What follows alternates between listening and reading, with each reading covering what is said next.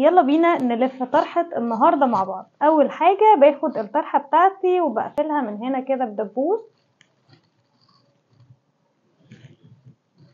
بعد ما قفلتها بعد كده بقى ممكن اتني دي او ممكن اجيبها زي ما هي كده